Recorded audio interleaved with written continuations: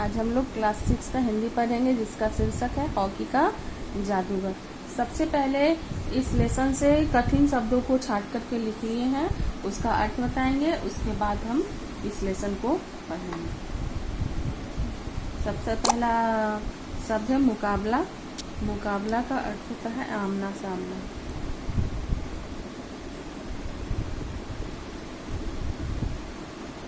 बेकार, व्यर्थ।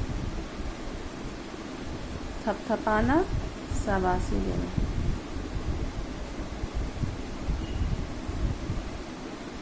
राज, रहस्य। दिलचस्पी, रुचि। छावनी, सैनिक के रहने का जगह।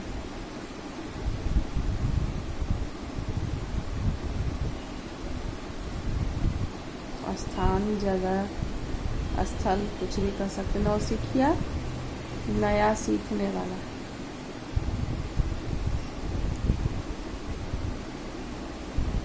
निखार, चमक। तरक्की, पदोन्नति।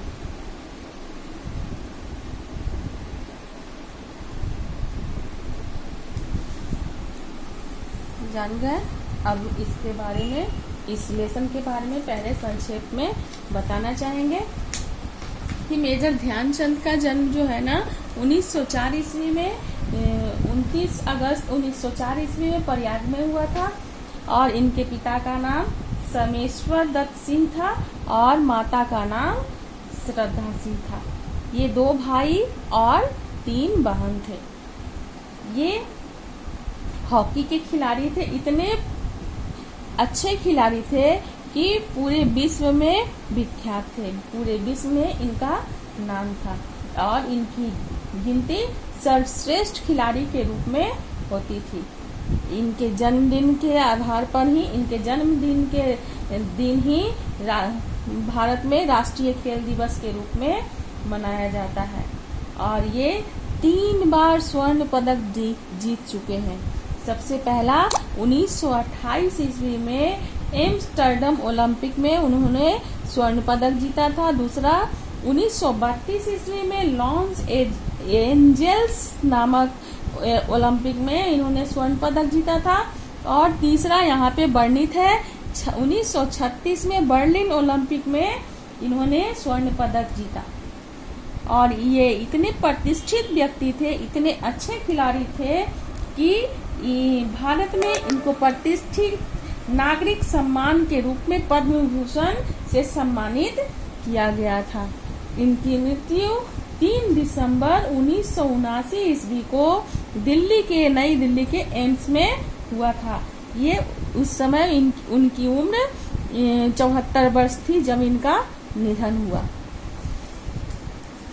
संक्षेप में हम लोग जाने, अब हम लोग विस्तार से पढ़ेंगे। खेल के मैदान में धक्का मुक्की, नोक-झोंक की घटनाएं होती रहती है। खेल में तो यह सब चलता ही है। जिन दिनों मैं खेला करता था उन दिनों भी यह सब चलता था। जिन दिनों में मेजर ध्यानचंद की ये जीवनी है, आप बीती लिखी हुई है, उन्होंने अपने बारे में लिखा है कि जब मैं हॉकी खेला करता था तो दोस्तों के बीच नोक-झोंक, धक्का मुक्की होती थी। आप भी बच्चे हैं, आपके साथ भी ये होता है। आप भी खेलते समय झगड़ा करते हैं, लड़ाई करते हैं, धक्का मुक्की करते हैं। ठीक उसी प्रकार मेजर ध्यानचंद भी अपने समय में किया करते थे। सन 1933 की बात है। उन दिनों मैं पंजाब रेजिमेंट की ओर से खेला करता था। एक दिन पंजाब रेजिमेंट और सैम्पर्स एंड माइनर्स टीम के बीच मुकाबला हो रहा था। 1933 में जब भी मेजर ध्यानचंद पंजाब रेजिमेंट की ओर से खेला करते थे, उस समय पंजाब रेजिमेंट और सैम्पर्स एंड माइनर्स टीम के बीच हॉकी का मुकाबला हुआ। माइनर्स टीम के खिलाड़ी मुझसे गेंद छीनने की कोशिश करते, लेकिन उनकी हर कोशिश बेकार जाती। इतने में एक खिलाड़ी ने गुस्से में आकर हॉकी स्टिक मेरे सिर पर दे मारी। मुझे मैदान से बाहर ले जाया गया। उन्होंने बताया अपने बारे में कि जब वे खेल रहे थे तो उनके विपक्षी दल ने उनसे गेंद छीनने की कोशिश की और जब वे नाकामयाब रहे, तब वे उन्हें गुस्से में आकर एक हॉकी स्टिक उनके सिर पर मार दिए। थोड़ी देर बाद मैं पट्टी बांधकर फिर मैदान में आ पहुंचा। आते ही मैंने उस खिलाड़ी के पीठ पर हाथ रखकर कहा, तुम चिंता मत करो, इसका बदला मैं जरूर लूंगा। जिन्होंने मेजर ध्यानचंद को हॉकी स्टिक मारा था, उनके पीठ पर हाथ रखकर उन्होंने कहा कि तुम चिंता मत करो, मैं इसका बदला जरूर लूंगा तुमसे। मेरे इतना कहते ही वह खिलाड़ी घबरा गया। अब हर समय मुझे ही देखता रहता है कि कब मैं उसके सिर पर हॉकी स्टिक मारने वाला हूँ। मैंने एक के बाद एक झटपट 6 गोल कर दिए। खेल खत्म होने के बाद मैंने फिर उस खिलाड़ी की पीठ थपथपाई और कहा, दोस्त, खेल में इतना गुस्सा अच्छा नहीं। मैंने तो अपना बदला ले ही लिया। अगर तुम मुझे हॉकी नहीं मारते तो शायद मैं तुम्हें 2 ही गोल से हराता। वह खिलाड़ी सचमुच बड़ा शर्मिंदा हुआ। तो देखा आपने मेरा बदला लेने का ढंग। सच मानो, बुरा काम करने वाला आदमी हर समय इस बात से डरता रहता है कि उसके साथ भी बुराई की जाएगी। उन्होंने कहा कि जब मुझे वो हॉकी स्टिक मारा और मुझे जब पट्टी बांध करके मैदान में लाया गया, तो मैंने उनके उस स्टिक मारने वाले व्यक्ति के पीठ पर हाथ रखा और कहा कि तुम चिंता मत करो, इसका बदला मैं जरूर लूंगा। वह घबरा गया। वह डर से बार बार मुझे ही देखता रहता कि कब मुझे वो हॉकी स्टिक मार देगा। लेकिन मेजर ध्यानचंद ने ऐसा कुछ नहीं किया। उन्होंने अपना बदला उसे हरा कर लिया। उन्होंने झटपट 6 गोल कर दिए और खेल खत्म होने के बाद उस खिलाड़ी के पीठ पर फिर हाथ धरा और कहा, देखा, मैंने तुमसे अपना बदला ले लिया। तब वह खिलाड़ी जो है ना शर्मिंदा होता है और मेजर ध्यानचंद कहते हैं अपने बारे में कि मैंने अपना बदला किसी को मार कर पीट कर, किसी को दुखी करके नहीं, बल्कि अपना बदला मैच में, हॉकी में हरा कर लिया। अब आज मैं जहाँ भी जाता हूँ, बच्चे व बूढ़े मुझे घेर लेते हैं और मुझसे मेरी सफलता का राज जानना चाहते हैं। मेरे पास सफलता का कोई गुरु मंत्र तो है नहीं। हर किसी से यही कहता हूँ कि साधना, लगन और खेल की भावना ही सफलता की सबसे बड़े मंत्र हैं। उन्होंने कहा कि जब मुझसे मेरे सफलता का राज लोग पूछते हैं तो मैं उनसे यही कहता हूँ कि लगन, साधना और खेल भावना ही सफलता का सबसे बड़ा गुरु मंत्र है। मेरा जन्म सन 1904 में प्रयाग में एक साधारण परिवार में हुआ। बाद में हम झांसी आकर बस गए। उन्होंने कहा कि 1904 में मेरा जन्म हुआ प्रयाग में और उसके बाद वे झांसी आकर बस गए। 16 साल की उम्र में मैं फर्स्ट ब्राह्मण रेजिमेंट में एक साधारण सिपाही के रूप में भर्ती हो गया।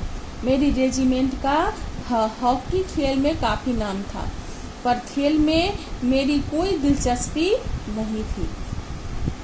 उस समय हमारी रेजिमेंट के सूबेदार मेजर तिवारी थे। मेजर तिवारी ने ही उन्हें बार बार हॉकी खेलने के लिए प्रेरित किया था। वह बार बार मुझे हॉकी खेलने के लिए कहते। हम छावनी का अर्थ होता है, बताए थे कि सेना के रहने का घर या स्थान। हमारी छावनी में हॉकी खेलने का कोई निश्चित समय नहीं था। फर्स्ट ब्राह्मण रेजिमेंट में हॉकी खेलने का कोई निश्चित समय नहीं था। सैनिक जब चाहते मैदान में पहुंच जाते और अभ्यास शुरू कर देते। उस समय मैं एक नौसिखिया खिलाड़ी था। उस समय मेजर ध्यानचंद एक हॉकी खेलने के लिए नया सीख ही रहे थे। जैसे जैसे मेरे खेल में निखार आता गया, वैसे वैसे मुझे तरक्की भी मिलती गई। सन 1936 में बर्लिन ओलंपिक में मुझे कप्तान बनाया गया।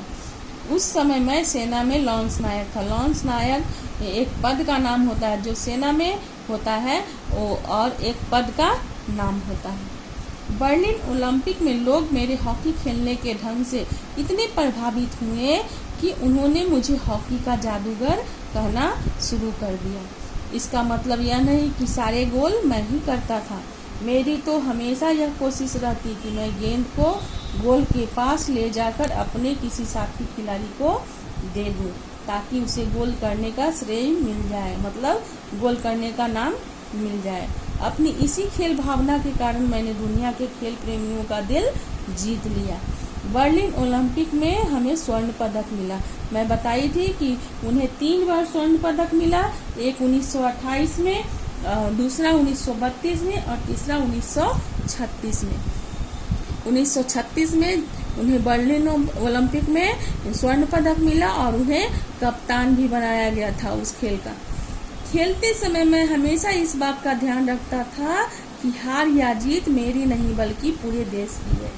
वे अपने देश के लिए खेला करते थे, अपना सारा कुछ, अपनी सारी मेहनत, अपने जीवन का लक्ष्य वो अपने भारत की जीत के लिए लगाया करते थे। इसलिए वे बार बार हमेशा हॉकी में सफल होते थे।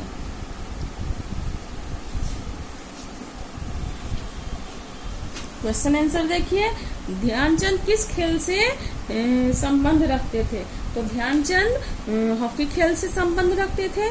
दूसरा क्वेश्चन है, दूसरी टीम के खिलाड़ी ने ध्यानचंद को हॉकी स्टिक मारी, इसका बदला उन्होंने किस प्रकार लिया?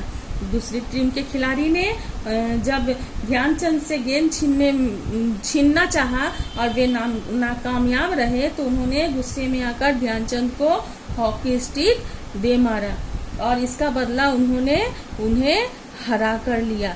6 गोल मारा, लगातार 6 गोल मारे और वे उस खेल को जीतकर अपना बदला लिए। तीसरा क्वेश्चन है, ध्यानचंद ने अपनी सफलता का राज क्या बताया है?